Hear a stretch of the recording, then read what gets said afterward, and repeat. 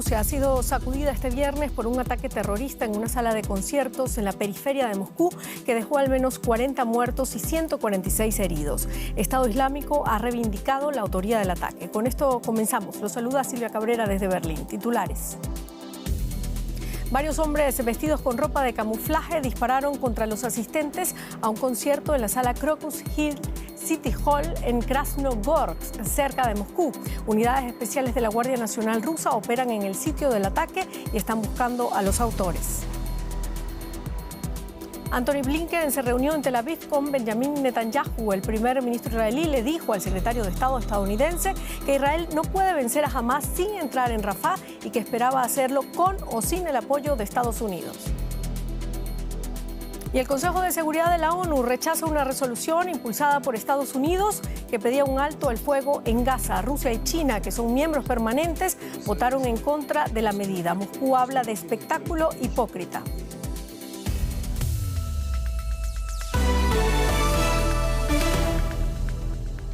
Un atentado terrorista cerca de la capital rusa. Según las autoridades del país, al menos 40 personas murieron y más de 146 resultaron heridas tras un tiroteo en la sala de conciertos, en una sala de conciertos en las afueras de Moscú.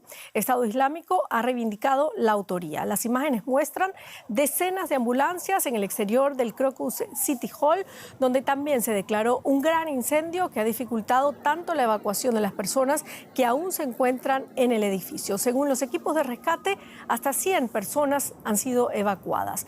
Las autoridades rusas investigan el tiroteo, que califican de ataque terrorista, mientras las autoridades ucranianas negaron toda implicación. Por ahora, Estado Islámico ha reivindicado la autoría del ataque. Javier Cuesta desde Moscú con más detalles para nosotros. Javier, te saludamos. Estado Islámico ha reivindicado el atentado cerca de Moscú. ¿Qué se sabe? ¿Cuáles son los motivos detrás de este ataque? De momento se sabe que la Fiscalía rusa ha declarado que esto ha sido un acto terrorista. Ha salido hace pocos minutos la información de que el Estado Islámico supuestamente se ha atribuido el atentado. Todavía no se podría confirmar porque la investigación sigue en curso si han sido ellos. Cabe destacar que este grupo extremista, hoy las autoridades rusas detuvieron a 30 supuestos terroristas en la región caucásica de Ingushetia. De momento no se sabe quién ha sido el autor del ataque y por el modus operandi los terroristas, el grupo fueron un grupo de como 5 o 10 terroristas que entraron en el centro de ocio y abrieron fuego a bocajarro y luego prendieron fuego al local. También se desconoce de momento si ha habido detenidos o si han sobrevivido al ataque. Javier, hace apenas 2 semanas la Embajada de Estados Unidos publicó una advertencia sobre un inminente atentado terrorista en Moscú. ¿Por qué no actuaron antes las autoridades rusas? ¿Se pudo evitar esta matanza? De momento sabemos pocos detalles si podría haberse evitado o no. Es verdad que Washington advirtió hace 2 semanas de que podría producirse un ataque extremista en territorio ruso. El presidente Vladimir Putin dijo que esto era una forma de provocar el miedo en la sociedad rusa y desdeñó esta posibilidad, pero pocos minutos después de suceder el ataque, Moscú ha pedido más información a Washington. El portavoz del Consejo de Seguridad estadounidense, John Kirby, ha señalado que de momento desconocen si la advertencia que tuvo lugar hace 2 semanas tiene relación con el suceso de hoy. Bueno, ¿y qué reacciones internacionales tenemos hasta ahora sobre este ataque? Esta tragedia ha unido tanto a toda la comunidad internacional, tanto a la que apoya a Ucrania en la invasión de Rusia, como los aliados de Rusia. Por ejemplo, la Unión Europea ha afirmado pocos minutos después, Peter Stano, el portavoz de Exteriores, que el bloque comunitario condena todas las víctimas civiles en cualquier ataque de este tipo, en cualquier ataque terrorista. Por su parte, Siria también ha condenado esta tragedia y de Latinoamérica han llegado también reacciones como, por ejemplo, la del presidente Nicolás Maduro, que se ha solidarizado con el pueblo ruso. Muchísimas gracias, Javier Cuesta, desde Moscú. A vosotros. Bueno, hablamos también de Antony Blinken, que se reunió este viernes con el primer ministro israelí Benjamin Netanyahu en Tel Aviv. El secretario de Estado estadounidense hizo hincapié en la necesidad de proteger a los civiles en Gaza y de permitir la entrada de ayuda humanitaria en territorio, por tierra y mar. Israel sigue persiguiendo el objetivo de acabar con los militantes de Hamas, a los que considera responsables de los atentados terroristas del 7 de octubre. Tras la reunión, Netanyahu declaró que no teme continuar las operaciones en Rafah sin el apoyo de Estados Unidos. Le dije a Blinken que aprecio mucho que durante más de 5 meses hemos estado juntos en la guerra contra Hamas. Reconocemos la necesidad de evacuar a civiles de las zonas de guerra y satisfacer las necesidades humanitarias, pero también le dije que no venceremos a Hamas sin entrar en Rafah y eliminar el resto de batallones que hay allí. Le dije que esperamos hacerlo con el apoyo de Estados Unidos, pero que si hace falta, lo haremos solos. La visita del jefe de la diplomacia de Estados Unidos coincide con el recrudecimiento de las tensiones entre los dos aliados. Vamos de inmediato a Jerusalén. Ampliamos con Sal Emergui. Sal, por un lado, Antony Blinken advierte que una ofensiva de envergadura en Rafah puede aislar más a Israel, mientras Benjamin Netanyahu asegura que no hay manera de derrotar a Hamas sin ir a Rafah. ¿Cuán grandes son las diferencias entre los dos aliados y qué impacto tendrá esto en el curso de la guerra? Hola, hay que recordar que tras los ataques de Hamas, este octubre, hubo un acuerdo pleno, consenso entre Israel y Estados Unidos, entre el gobierno de Netanyahu y la administración Biden para, como decían ambos, acabar con Hamas, con el control de Hamas en la Franja de Gaza. Con el paso del tiempo y los efectos de la devastadora ofensiva militar, empezaron a haber grietas en esta unión, en esta cooperación, diríamos, en esta coordinación y consenso. Y la última gran discrepancia es, por supuesto, lo que puede pasar en Rafah, que es, recordemos, la única zona aún en la que Israel no ha hecho una operación terrestre de forma clara. Como decías antes, Netanyahu considera a Israel en general que deben actuar en Rafah para acabar con los 4 batallones que quedan de Hamas en la Franja de Gaza, mientras Biden y también hoy Blinken han recordado los efectos que pueden provocar a nivel humanitario, y por eso ahora mismo es una cosa que está en suspenso y seguramente Estados Unidos espera que la tregua pueda evitar o al menos aplazar esta ofensiva terrestre en Rafah. Bueno, así las cosas, con estas dos posturas tan distintas, podemos esperar realmente de este viaje de Blinken. ¿Puede convertirse quizá en uno más desde que empezó la guerra?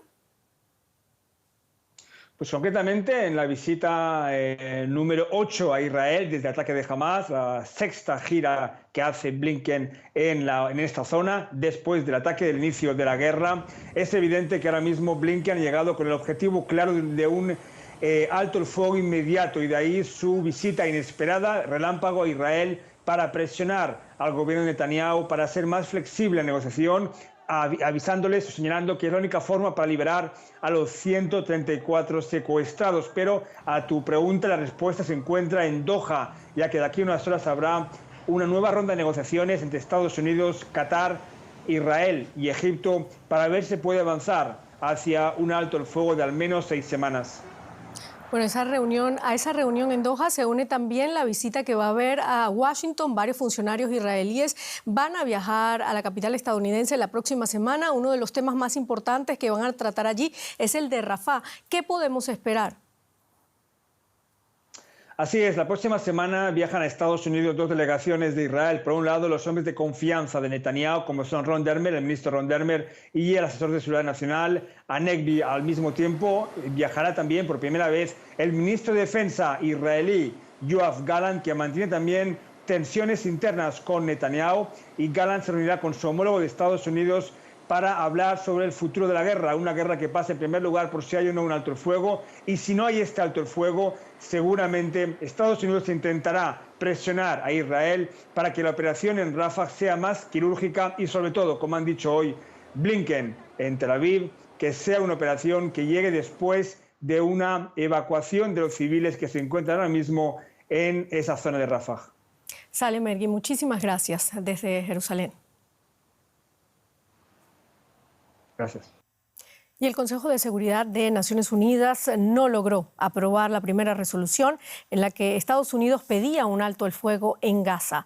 La propuesta recibió 11 votos a favor, 3 en contra y una abstención. Rusia y China, miembros permanentes del Consejo, vetaron la medida que exigía un alto el fuego inmediato, imperativo y sostenido, y vincularon el cese de hostilidades a la liberación de rehenes en poder de Hamás. Es la cuarta vez que el Consejo de la ONU fracasa en conseguir una tregua en Gaza. Y vamos ahora hasta Nueva York para analizar el veto de la resolución que presentó Estados Unidos ante el Consejo de Seguridad de la ONU. Argemino Barro, ¿cuáles han sido los motivos expuestos por Rusia y China para vetar el proyecto de resolución de alto el fuego inmediato y sostenido de Estados Unidos, vinculado además a la liberación de los rehenes de Gaza?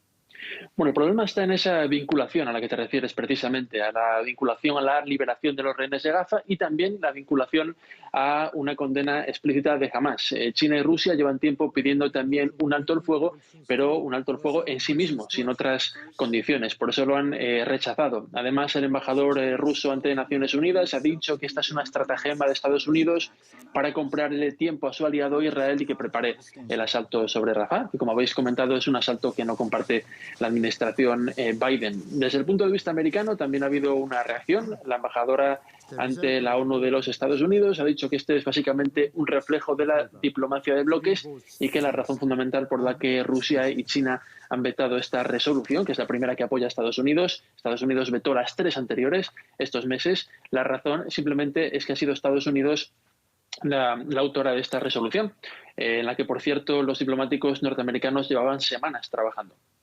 ¿Qué le queda ahora a Estados Unidos? ¿Puede Estados Unidos compartir con el gobierno de Israel ahora alternativas sobre cómo eliminar a Hamás en Gaza? ¿Sigue siendo un socio fiable?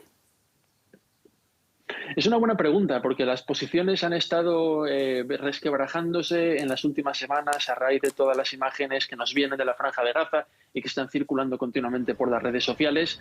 Hay que tener en cuenta que esto para Estados Unidos no solamente es un problema geopolítico de las relaciones internacionales, también tiene una muy interesante lectura en clave de la política nacional estadounidense.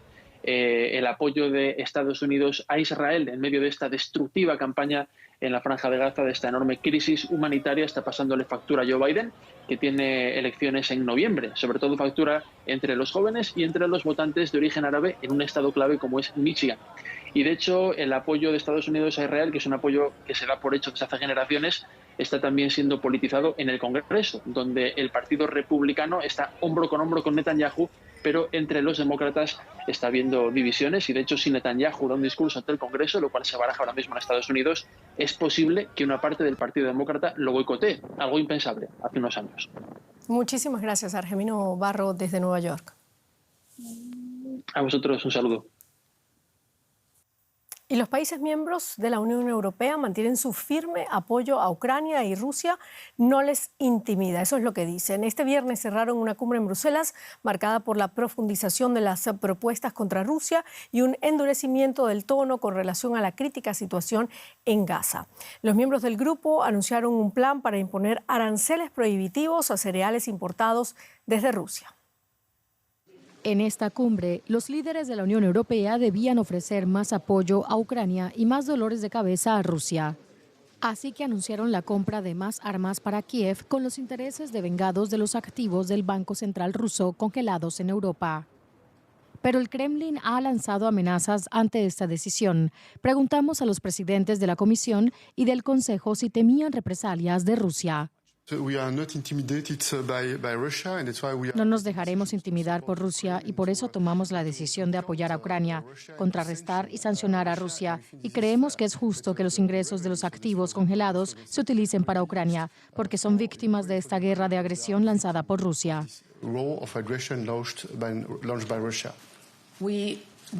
Hemos dado el paso porque estamos convencidos de que es el camino correcto. Rusia debe pagar por lo que hace en Ucrania y estamos plenamente en línea con el desarrollo de nuestros socios del G7.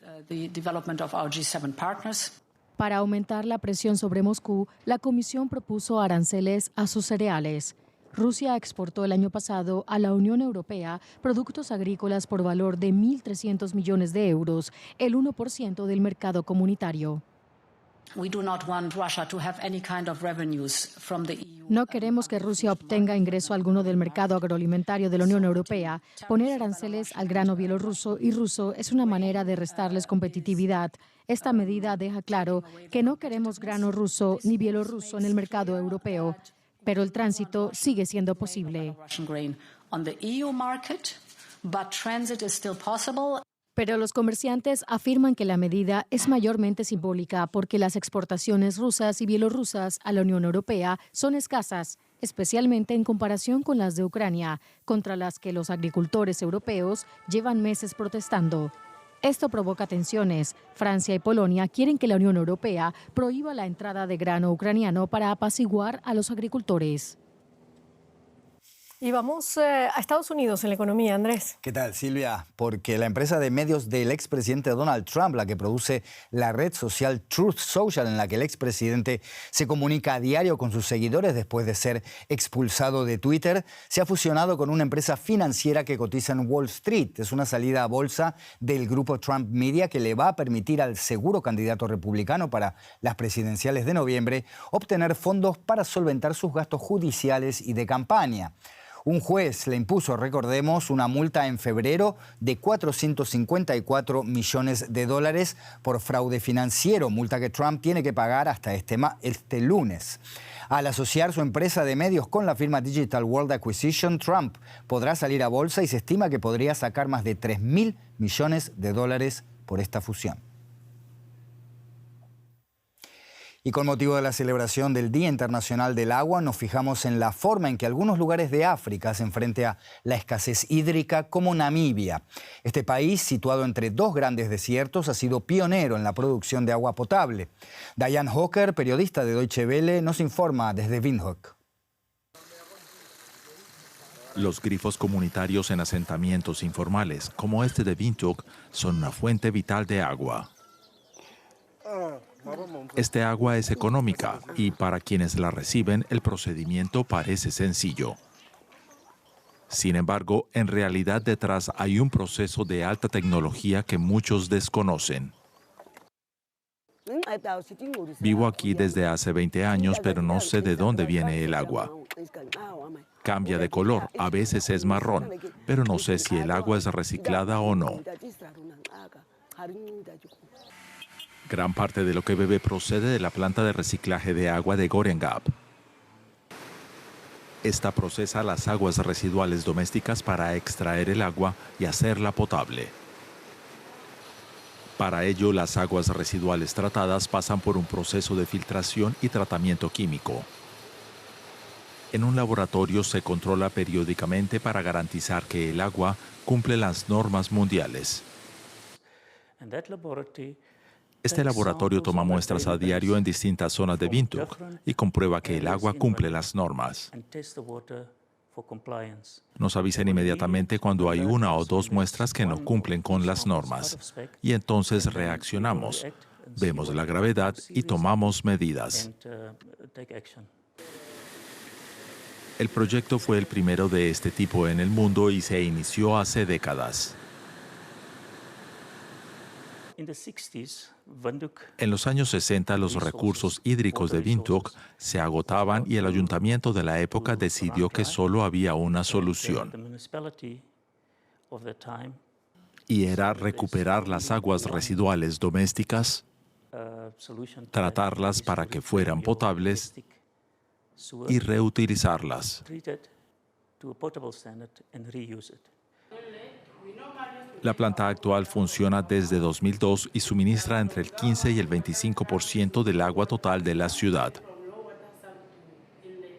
También ha servido como modelo para otros países que han visitado la planta para aprender más sobre el proceso.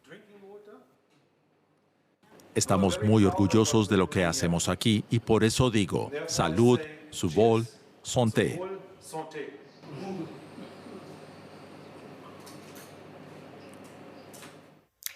La recuperación del agua cobra cada vez más importancia, puede incluso, si resulta exitosa, evitar guerras. Y vamos a hablar de esto con Ivo Radic, director de Aladir, la Asociación Latinoamericana de Desalación y Reuso de Agua. Ivo, gracias por estar con nosotros.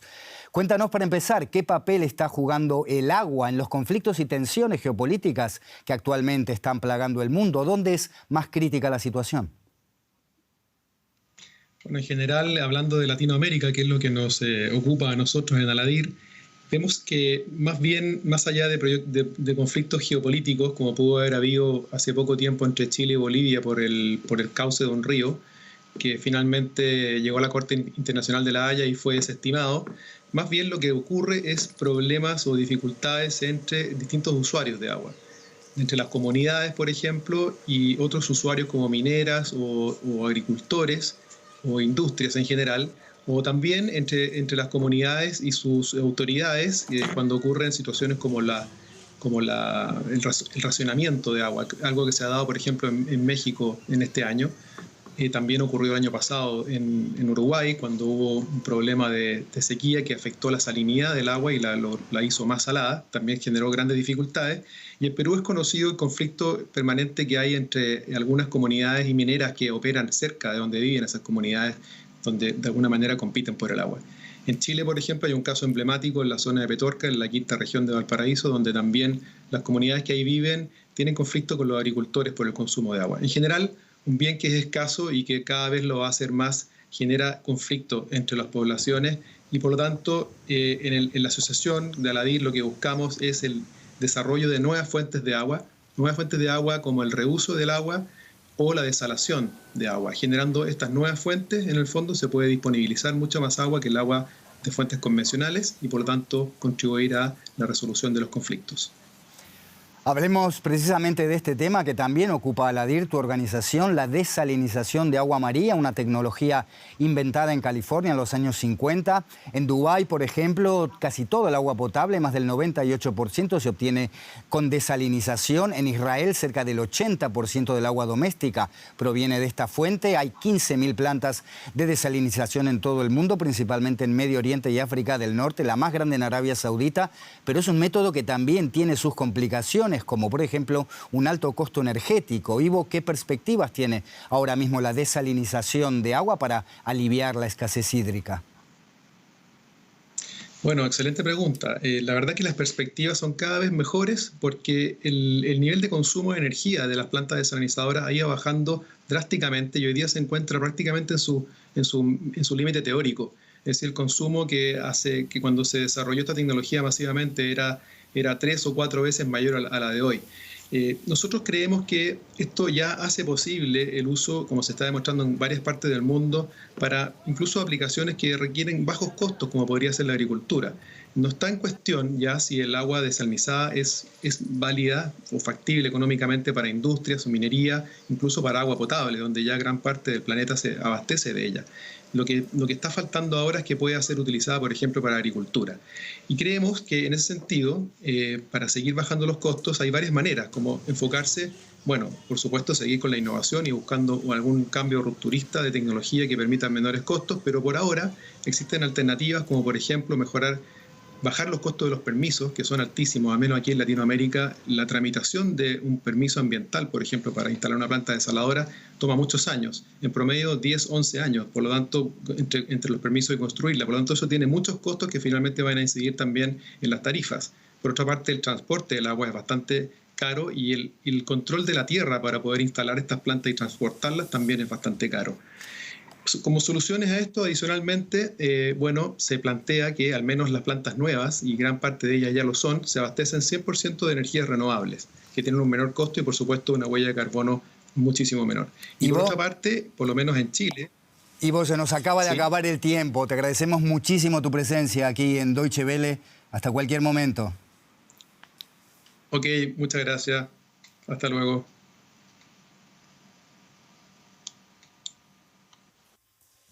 Y Silvia Cabrera nos va a contar más. Gracias, Andrés. Bueno, después de días de rumores, la princesa de Gales, Kate Middleton, una de las personas más populares y queridas de la monarquía británica, ha aparecido públicamente. En un mensaje de video ha anunciado que padece cáncer.